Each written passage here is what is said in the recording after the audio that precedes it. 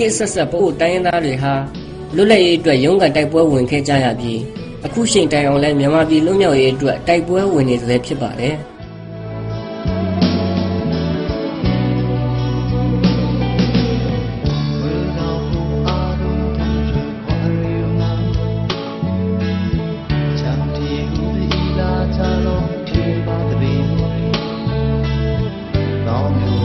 လူမျိုးတွေရဲ့နေထူးနေမြတ်ဖြစ်တဲ့ပအိုးမျိုးသားနေ့မှာတထုံစော်ဝါဆက်ခွန်ကြီးရဲ့မိမစကားကိုလည်းပြန်လည်ပြောပြသွားတာပါ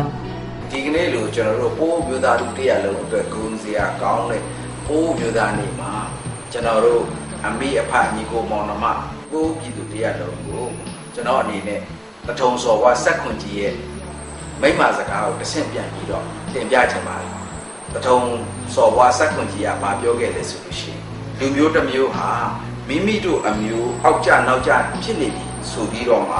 မထူးတော့ပြီဆိုပြီးတော့မှကိုယ့်ကိုနှိမ့်ချလေပြီတစ်ဖက်က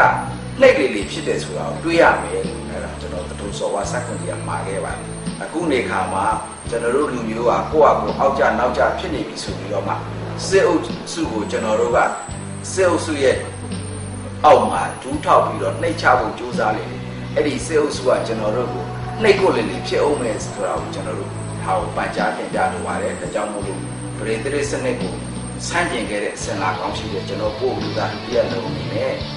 ဒီကနေ့စစ်ပရိသေစနစ်ကိုထူထောင်နေကြတဲ့ဆရာနာရှင်တွေကျွန်တော်ဆန့်ကျင်တွန်းလှန်ကြဖို့အတွက်ကိုလည်းကျွန်တော်ဒီအားနဲ့ပန်ကြားပါပအိုးမျိုးသားများအနေနဲ့ပြည်တော်စုမြန်မာပြည်အတွင်းကတိုင်းရင်းသားများဖြစ်တယ်လို့21ရာစုပင်လုံညီလာခံဖော်ဆောင်ရမှာလဲတာဝန်ရှိနေပါတယ်ခင်ဗျာဒီပင်လုံစာချုပ်မှာပထုံစော်ဝါစက်ကွန်ကြီးရဲ့ကိုစားပုံဖြူရလက်မှတ်ရေးထိုးခဲ့တာဖြစ်ပါတယ်။ဒါကြောင့်ဒီပင်လုံစာချုပ်မှာပြဋ္ဌာန်းလာတဲ့အလို့သားတန်းလူရင်းနဲ့ကိုယ်ပိုင်ပြဋ္ဌာန်းပတ်ဝဲအပါဝင်ပြီးတော့စုထူထောင်တဲ့ကိစ္စရပ်တွေကျွန်တော်တို့ပို့အမျိုးသားတွေတိုက်ရိုက်သက်ဆိုင်တယ်။ဒါကြောင့်မလို့ဒီ21ရာစုပင်လုံညီလာခံကိုပေါ်ဆောင်တဲ့အခါမှာလည်းပထမပင်လုံရဲ့အနှစ်သာရတွေပေါ့